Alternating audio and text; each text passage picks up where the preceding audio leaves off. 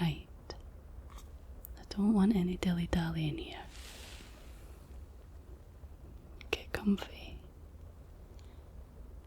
Wrap some blankets around yourself, like I've done. Get cozy. Because I have some bedtime stories from Scotland that I can't wait to read to you.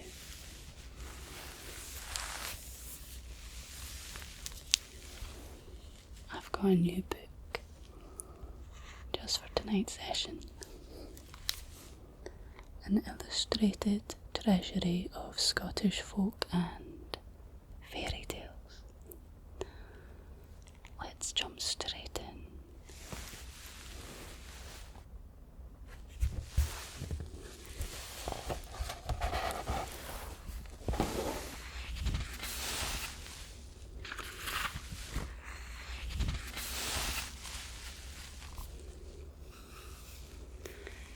The first story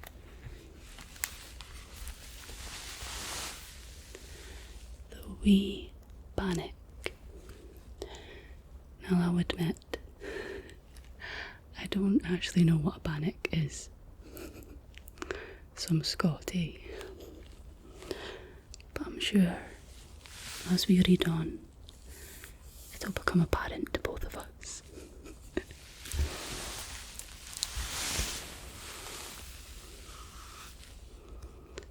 So are you comfy now? Good. Then I'll begin. This tale was told to me by my mother. It's a bit like the story of the gingerbread man, but with a happier outcome. That's what I always like to hear. Selkirk, a town in the borders of Scotland, is especially famous for its bannocks, which are more like fruitcakes than the traditional oatmeal type of bannock. They taste delicious. Well, there you go. I guess now we both know what a bannock is, and now I'm suddenly hungry.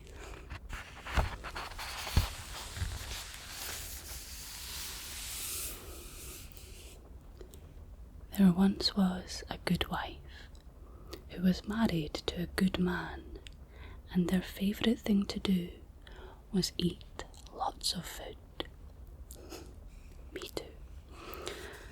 One day the good wife decided to make some bannocks as a special treat.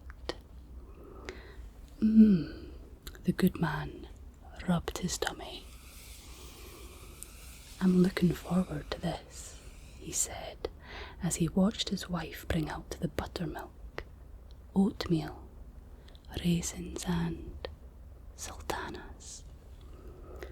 The good wife stirred the fruit, the oatmeal and the buttermilk all together. Next, she rolled the mixture out until it was just the right thickness, whereupon she shaped it into two big round bannocks. Then she poured some fat into her cooking pan and set it on the fire. When it was sizzling hot, she placed the two bannocks into the pan. The good wife rubbed her tummy. What a wonderful sight, she said as she watched the bannocks begin to turn a toasty, roasty brown. These two big bannocks were almost cooked when the good wife noticed that there was a small amount of the mixture left. A wee amount of the mixture left, I should say. Quickly she made this into a third. Oh, I spoke too soon. Wee Bannock. And she placed it into the pan beside the others. Now the two big bannocks were ready, so the good wife lifted them out of the pan and set them onto two plates, one for her good man and one for herself. The good wife and her good man sat down to eat. In less than 1 minute, they'd gobbled up the big bannocks, for they both ate their food very fast indeed. The greedy buggers, so they are. Then the good wife saw that the third wee bannock was a toasty, roasty brown, and she thought, oh, I'll have that wee bannock for myself. And she reached out her hand to lift the wee bannock from the pan. But the good man had sniffed the air and smelled the lovely smell coming from the pan. And he thought to himself, oh, that's a bonny wee bannock. I think I'll eat it up before anyone else does. At the exact same moment, the two of them made a grab for the wee bannock. The pan wobbled over the fire. As the wee bannock slid to one side, he glanced up and he thought, we're talking about the wee bannock glancing up and thinking here, look at those two greedy folks. I've just seen them eat a whole big bannock each. They don't need a wee bannock like me. So the wee bannock jumped out of the pan and skipped across the floor.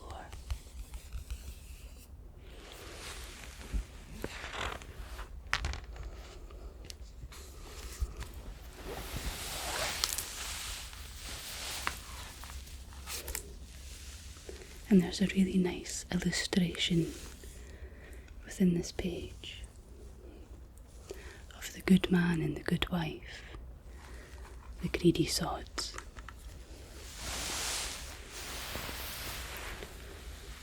The good wife and the good man rushed to try and catch the wee bannock. Wham! They bumped into each other and fell over in a heap. The wee bannock sang out as he scampered from the house. I'm the wee bannock who jumped out of a pan to run away as fast as I can. That was an ad-lib there. I hope you liked my tunefulness. The wee bannock ran down the street and he came to the cobbler's shop. Now the cobbler, a fat man, was working at his shop door. Bent over his last, he was nailing some new soles onto a pair of boots. He heard the commotion and raised his head. When the cobbler spied the wee bannock running towards him, he thought, oh, there is a bonny wee bannock. I'd like to have that wee bannock for my breakfast. But the wee bannock had spied the cobbler and he thought, the cobbler is well fed. He doesn't need a wee bannock like me. So the wee bannock ran straight at the cobbler, and the cobbler fell back with his arms up. The boot he was holding flew into the air and came down and landed on his head. And the wee bannock laughed as he ran away. Are you ready for my singing again?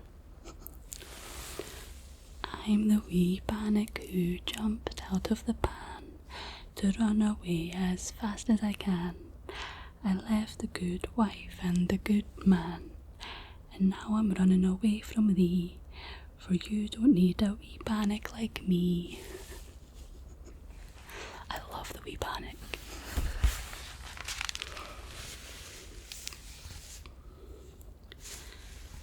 Further down the street, a young girl was sitting at her window, and she was winding a long skein of wool. When she saw the wee bannock, she smacked her lips and thought, "Oh, I'd like to have a wee bannock to eat for my lunch." She raced into the street and tried to stop the wee bannock.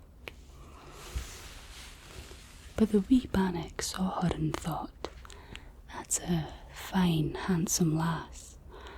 She doesn't need a wee bannock like me." So the wee bannock dodged this way and that, and then he ran about in a circle or two 20 times. The girl twisted round and round, trying to follow the wee bannock. The more she turned, the more the wool tangled about her, a bit like a dog trying to chase its tail. Soon she was caught fast and couldn't move. The wee bannock laughed and ran on, singing. I kind of regret starting this. I'm the wee bannock who jumped out of a pan to run away as fast as I can. I left the good wife and the good man, and now I'm running away from thee. But you don't need a bannock like me. And there's an illustration of the young girl.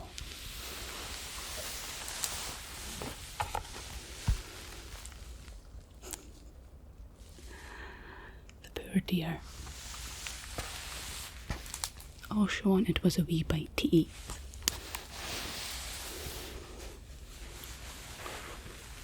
At the end of the village was a smithy.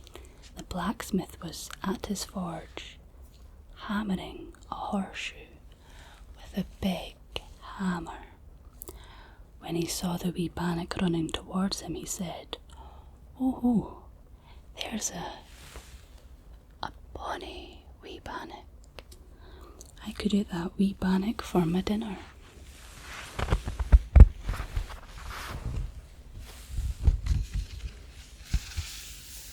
But the wee bannock spotted the blacksmith and saw how big and strong the blacksmith was.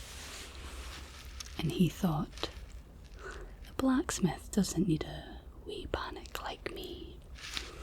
The blacksmith spread out his hands and legs to try and catch the wee bannock, but the wee bannock ran between the blacksmith's legs and he tripped him up.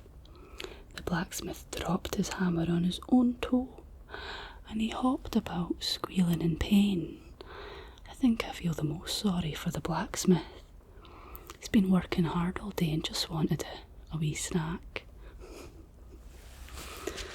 Seems the wee bannock had other plans.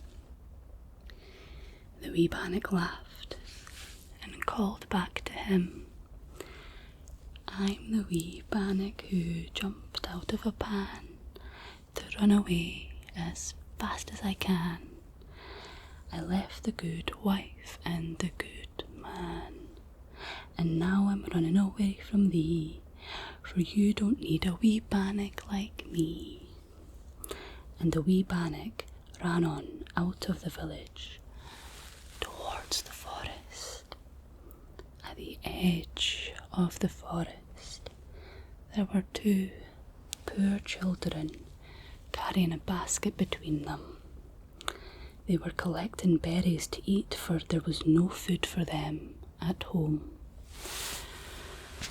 When the wee Bannock saw the two hungry children, he thought, "Look at those two poor children. I'm sure they'd like a wee bannock to eat." And the wee Bannock called out, "I'm the wee Bannock who jumped out of a pan to run away as fast as I can. I left the good wife and the good man. I ran from the cobbler, the woolwinder, the smith, but I'll not run away from the likes of thee, for you folks do need a wee Bannock like me." So the wee Bannock jumped into their basket, and they took him home, and that night the two poor children enjoyed a tasty wee Bannock for their supper. Now that is a nice ending, even though the Bannock was probably covered in all sorts after its day of travelling through the village, but let's not dwell on that.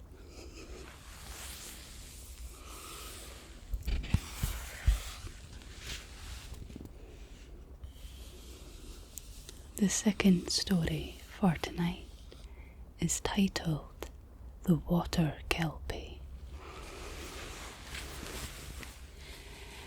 This story is from the Highlands of Scotland, a land of high mountains and mysterious glens, where there are many deep lochs.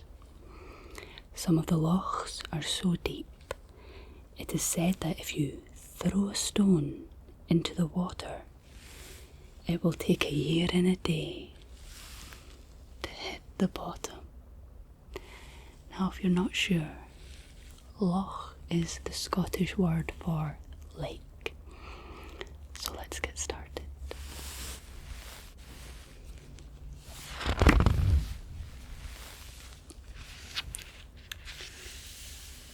And it seems like this story is about to be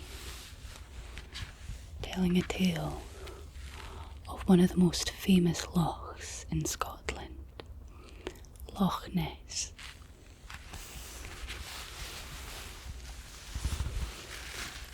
Near the deep, dark waters of Loch Ness, there lived a young lad by the name of Kyle. All the food the family had to eat was what they grew on the narrow strip of land between their cottage and the shores of the loch.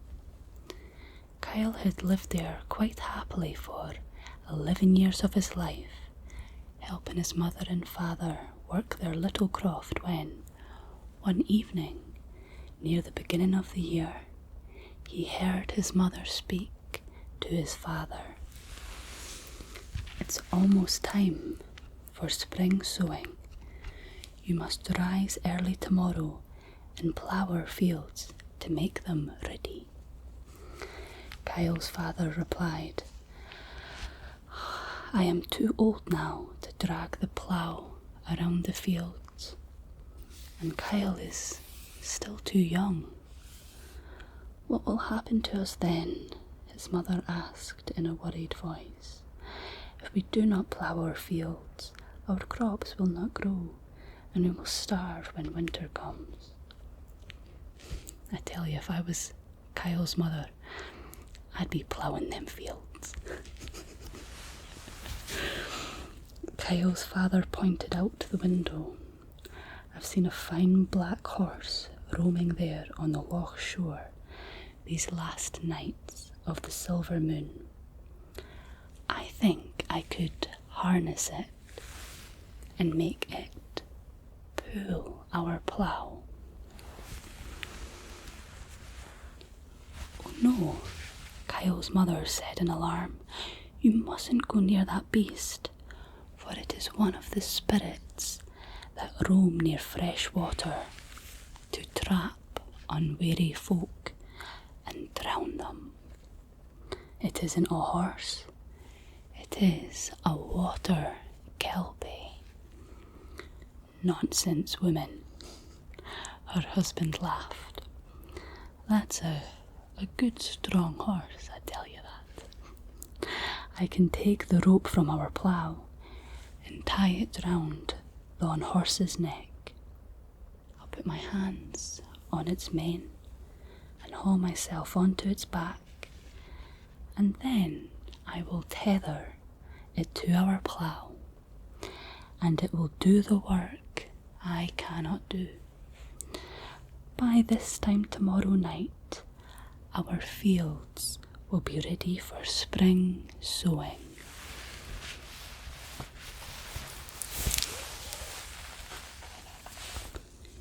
And here's a beautiful illustration of the horse / sea kelpie in the night, as seen through the window of the family's home.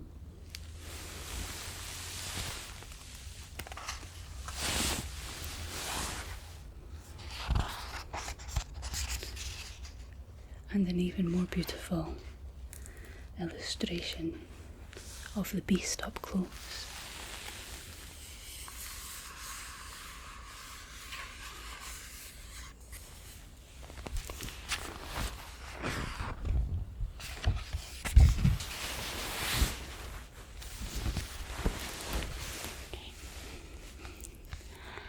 I'll tell thee, Kyle's mother repeated, that is not an ordinary horse, and it is said that a plain rope cannot control a kelpie.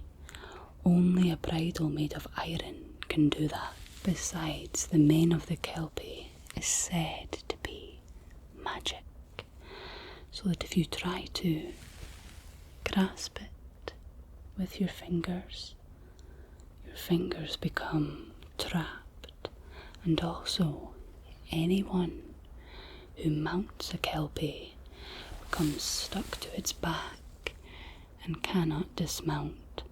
She took Kyle's father by the arm.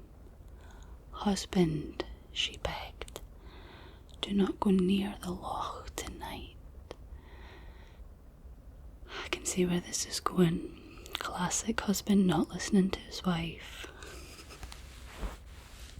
But our husband wouldn't listen. He picked up the plough rope and, putting on his woolen plaid, he went out into the night.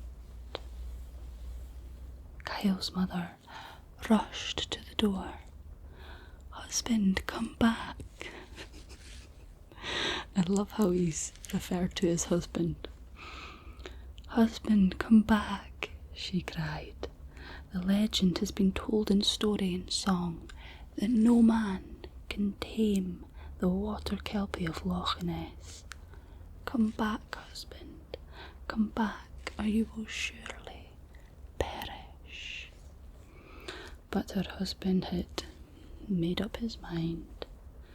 Kyle would have gone to help his father, for he was a brave boy, but he wasn't stupid. No, I'm joking. For he was a brave boy, but his mother held on to him.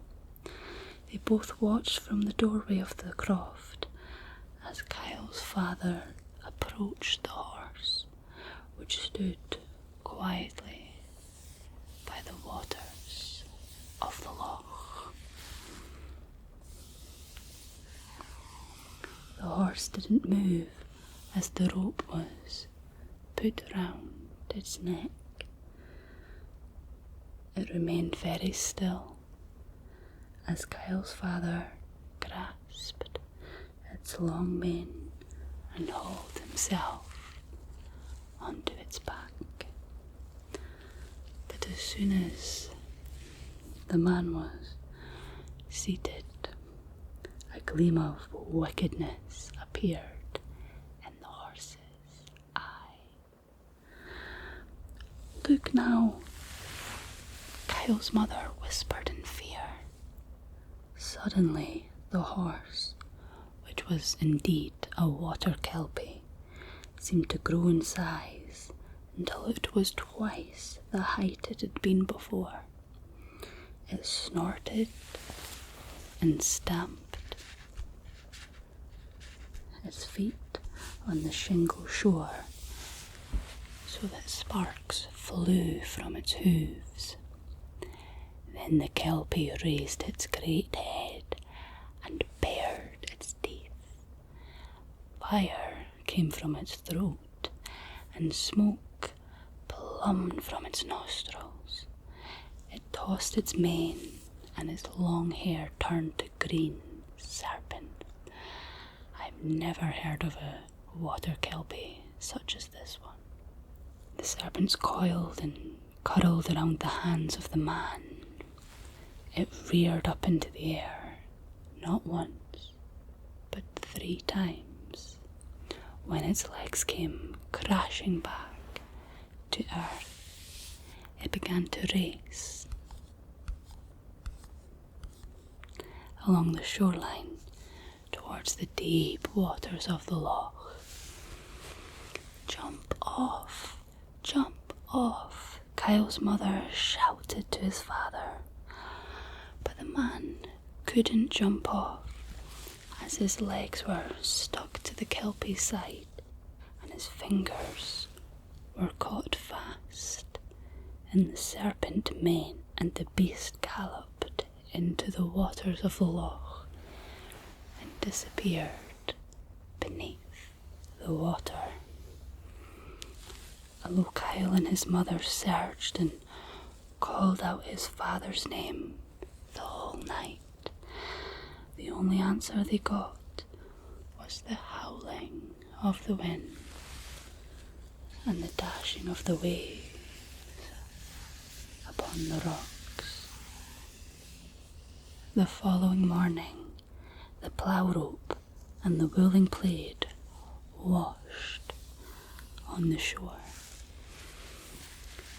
Sadly, Kyle brought them home to his mother, who sat weeping by the fire. "Now we will surely starve to death." As if that's her first thought. Not poor husband, but I'm a wee bit hungry, she lamented. "I'll go to the loch," Kyle told her, "and catch some fish." Why they didn't think of that in the first place, I'll never know. Oh, here we go. That's why.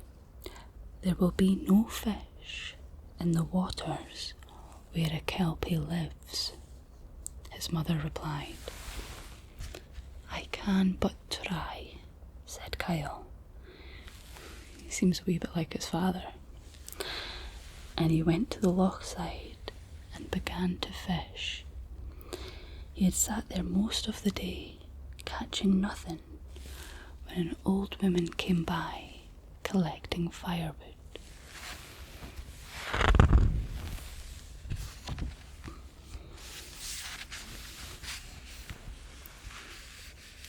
"A pleasant day," Kyle greeted her, "to be happy in the sun's warmth before it ends." "That it is," the old woman said, "but I am not warm at night when my bones ache with the cold." Now Kyle's father had often told him that no matter how poor you were, there was always someone poorer.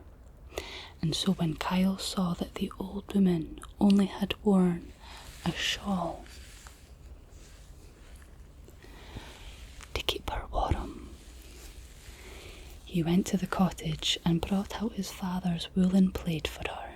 That's nice. "I do not take without giving in return," said the old woman, and she gave Kyle her worn shawl in exchange. She stared at him as she did, and she said, "It can be better to sit upon a plaidie than wrap it around you."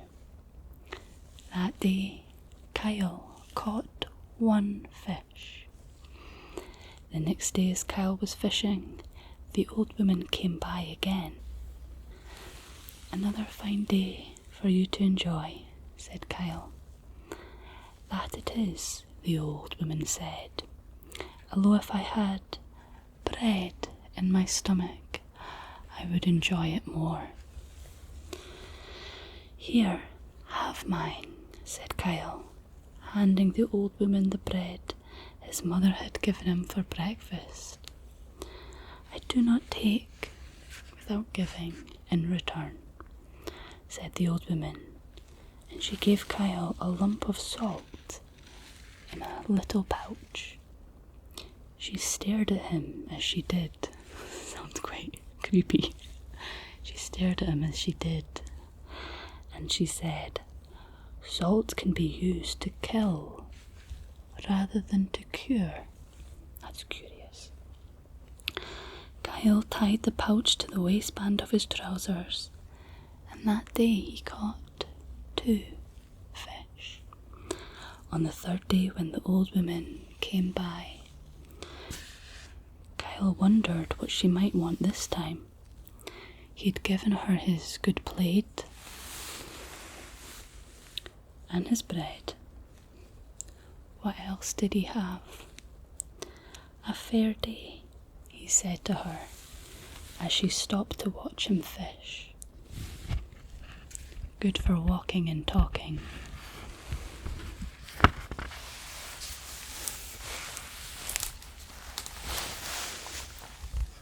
And here's a wee picture of the hungry and cold old lady.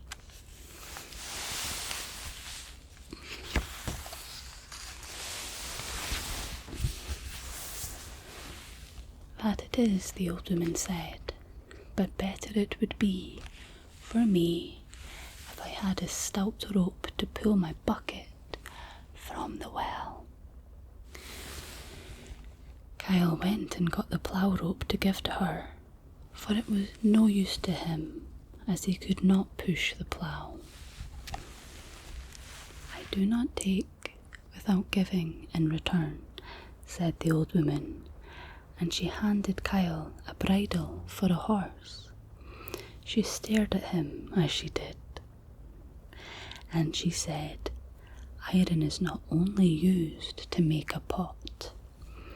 And that day Kyle caught 3 fish. When his mother was cooking the fish for supper, Kyle told her about the old woman.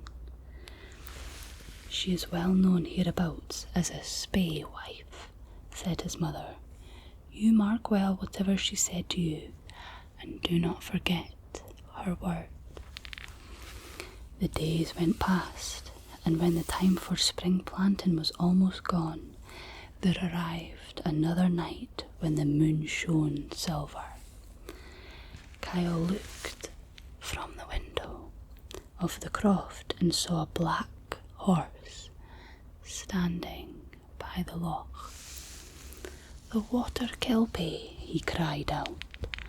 His mother tried to distract him, but Kyle was determined. "Stubborn little bugger. If we are to live this winter, then we must plough the fields straight away. The only way to do it is if I can capture the Kelpie and make it work for me. What makes you think you can succeed when your father failed?" His mother demanded. "The legend says no man can ride the Water Kelpie and live." Someone listened to this poor woman. But Kyle was determined to go, although his mother barred the door. When she fell asleep, he put the warm shawl around his shoulders, and taking the horse bridle, he climbed out of the window and went towards the loch. "My butt, you are a bonny beastie," Kyle murmured, and he raised his hand to grasp the horse's mane so that he could haul himself onto its back. Then he paused, and he remembered the words of the old woman when she had given him his first gift. "It can be better to sit upon a plaidie then wrap it around you. So Kyle took the shawl from his shoulders and spread it over the creature's back. Then he grabbed its mane and mounted the Kelpie. For a second the beast stood still, and then it swelled in size so that Kyle saw his cottage home become smaller and smaller, and his mother, a tiny figure at the door, shrieking for him to jump off at once. "I will not jump off," Kyle called out. "Not until the Kelpie plows our fields." When the Kelpie heard this, it snorted and tossed its head. And it spoke in a terrible voice. "No man can ride a Kelpie and live. Now you are doomed as your father was before you, for I will not do as you command." Smoke and fire came from its mouth, and it wrenched its head around to face the loch so that it could ride into the water and drown its rider. Kyle leaned forward and gripped the mane more tightly. Beneath his fingers he felt the silky hair change to thick, slimy green serpents. Spitting and hissing, the green snakes in the Kelpie's mane tried to wind themselves around Kyle's hands, twist their way between his fingers and coil around his wrists. And Kyle heard the words the old woman had spoken when she'd given him the second gift. Salt can be used to kill rather than to cure. Quickly, Kyle unloosened the little bag of salt at his waist, and he crushed the lumps between his palms.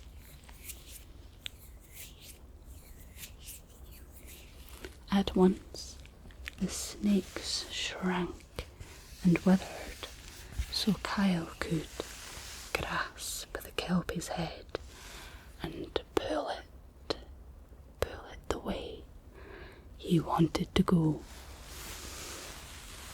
The Kelpie was enraged, and it thrashed out with its back legs 3 times and with its forelegs 6 times. Then the creature reared and plunged and tried to turn its head away from the land, but Kyle held fast. He kept himself sitting on the old woman's plaid and didn't let his legs touch the back or the sides of the beast so that he wouldn't become stuck. He's a clever wee laddie, so he is. And Kyle recalled the words of the old woman when she had given him the 3rd gift. Iron is not only used to make a pot. He knew that the metal parts of the bridle were made of iron, so he leaned down and slipped the bridle on and put the iron bit into the mouth of the Kelpie. At once the beast quietened and became tame and would do what Kyle wanted. Kyle trotted towards his croft and called to his mother to bring out their plough and to run and borrow a rope from their neighbour. This she did, and Kyle harnessed the Kelpie horse to the plough and led it up and down until all the fields were ploughed. Not only did Kyle plough their own fields, but he also ploughed the fields for miles around Loch Ness, for water kelpies have the strength of 100 horses. When the fields were done, Kyle waited until the next silver moon. Then he led the kelpie to the water's edge. He slid the bit from its mouth and watched as the creature kicked up its heels and trotted into the water. And that is the story of the Water Kelpie of Loch Ness, where the legend was true, for no man can master the Water Kelpie, but a boy did.